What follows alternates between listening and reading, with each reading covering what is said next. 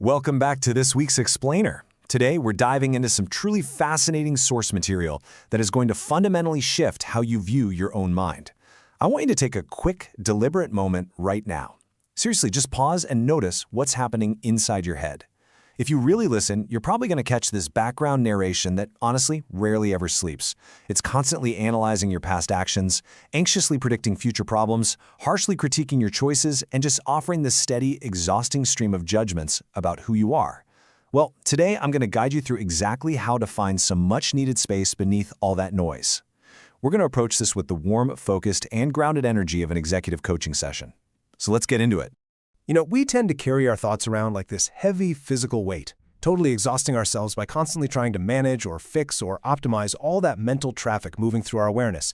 Think about it. When a wave of worry pops up, we immediately say, "I am anxious." Or when a self-critical narrative takes over, we just instantly believe we failed.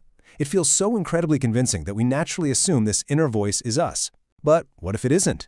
What if that constant, exhausting background narration in your head is simply not your identity? What if you're actually completely separate from all that noise? Now, before we go deeper into uncoupling your identity from your mind's chatter, here's a little passing thought I'd like to present to your awareness. A brand new explainer drops on this channel every single Thursday. So, please take a quick second to hit those follow and like buttons. And hey, remember, simply observing the thought, "I should hit like," is great, but taking the physical action to actually click the button in the present moment, now that is a truly excellent grounding exercise. It's not necessarily a reflection of your ultimate self-worth, but stepping out of your mental loop to engage with our content is highly, highly recommended. Okay, I absolutely love this concept. It so beautifully separates the heavy, exhausting mental traffic from who you truly are at your core. There's just this profound relief in realizing that, hey, you really don't have to believe everything you think. You don't need to spend your entire life endlessly performing for your own mind, or trying to satisfy an inner critic that demands absolute, unachievable perfection. Because beneath the noise, beneath the daily roles, and the endless mental strategies, there is a quieter, much more permanent truth waiting for you. You are the vast, untouchable space where these temporary thoughts happen. You are the sky.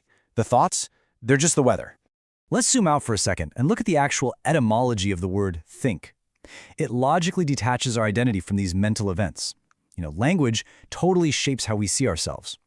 The English word think actually comes from old Germanic roots linked to ideas of seeming, appearing, or forming an impression. This literally tells us that a thought is just something presenting itself to your awareness. It's a mental event that comes into view, moves through, and then just fades away. When we forget this subtle distinction, we end up treating every passing inner impression as a strict command or a final verdict or an absolute life story. But recognizing this, it creates this vital, necessary space between you, the observer, and the passing experience. Just notice how incredibly fast a single passing impression can hijack your biology. Picture this. You're at your desk, trying to focus. Out of nowhere, step one happens. A quiet thought drifts in saying, "This isn't going to be good enough." Now, if you're highly identified with your thoughts, you don't just notice it, you inhabit it. Boom, you immediately jump to step two, building this whole complex narrative. I'm falling behind, everyone's going to realize I don't know what I'm doing, I need to stay up late and perfect this. And within minutes, you arrive at step three. You've got an elevated heart rate, your shoulders are completely tense, and you're emotionally exhausted. You've completely abandoned the present moment just to solve a problem your mind literally just invented. So the crucial point here is that we get trapped in this loop, right? We treat fleeting thoughts as absolute directives. The source material calls this the loop of performance culture. We start living as if every single thought needs an immediate answer, and every fear requires urgent action. We just exhaust our bodies and our spirits trying to optimize everything to satisfy that inner critic. But here is the secret, and I really want you to hear this. Your mind usually isn't asking for truth in these moments. Actually, scratch that. It's not looking for truth at all. It's just looking for safety. And safety, while a totally normal human need, is definitely not the same thing as clarity. To really understand the mechanics of this, let's look at a growth framework comparing two broad modes of attention in the brain. Look, the brain naturally creates meaning and predicts outcomes. It just wants to keep you safe. But this mechanism can easily trap us. On the left, we have the story-based mode. This is entirely inward. It's where rumination lives, where we endlessly replay awkward conversations and stress about the distant future. It feels intensely urgent, even when absolutely nothing in the present moment demands it. On the right, though, we have the present-focused mode. This is direct. It helps us actually notice the body, our physical senses, and the immediate environment around us. Shifting into this present focused mode is exactly how we stop feeding every passing story and start experiencing immediate lived reality. All right, so let's move into the gifts of non-identification. The profound relief that comes when you stop identifying with every single thought naturally begins to completely shift your daily existence.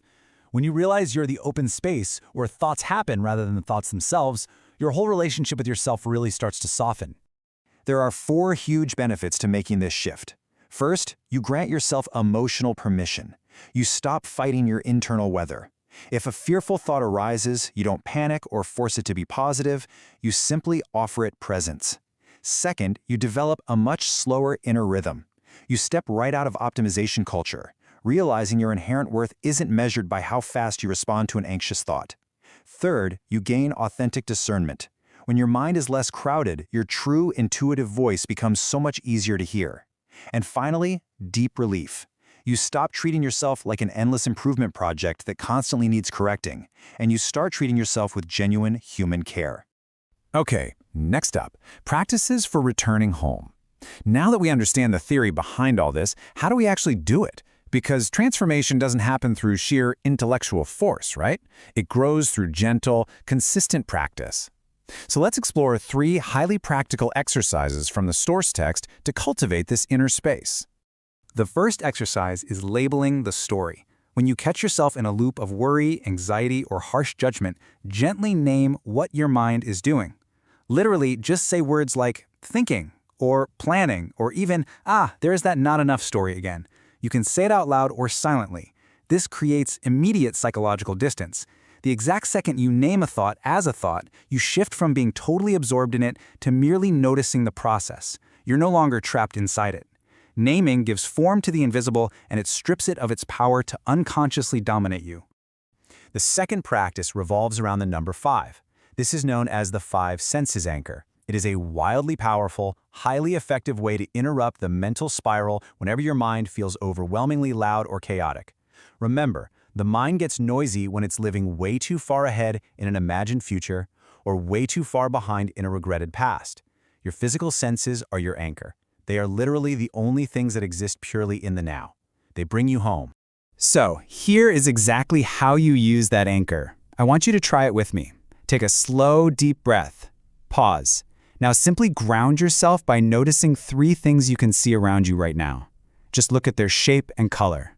Next, find 2 textures you can physically feel against your skin. Maybe the soft fabric of your shirt or the cool, solid surface of your desk. Finally, quiet down and listen for 1 distinct sound in the room. Allow yourself to stay with these real physical sensations for a few steady breaths. See? This completely interrupts that spiral of mental commentary, bringing your mind exactly back to where your body is right now.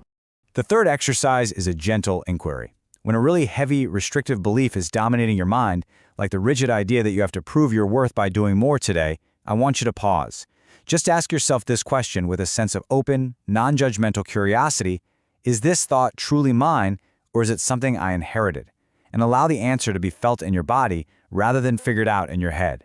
It's such a brilliant practice in self-attunement. It reminds us that some thoughts are just old survival strategies dressed up as truth, and it gives you profound permission to just pause before accepting them as your own. As we wrap up this explainer, remember that transformation is fundamentally about a relationship with your own mind. You were never meant to spend your entire life performing your worth or battling your own intellect. The work is far less about control and so much more about relationship. It's about companionship over conquest and presence over perfection. Treat your thoughts simply as waves on the surface of your vast, deep ocean. You don't need to struggle to change them. You just need to slow down enough to notice the spaciousness that already exists right there within you. I'm going to leave you with this final, provocative thought to ponder this week. Are you fighting a civil war against your own mind, or are you ready to just be the sky? The next time your mind becomes demanding, loud, or critical, remember that you are entirely allowed to step back, take a deep breath, and simply observe the weather passing through. Trust the stillness beneath the noise. Have a wonderfully present week putting this into practice, and I will see you on the next explainer.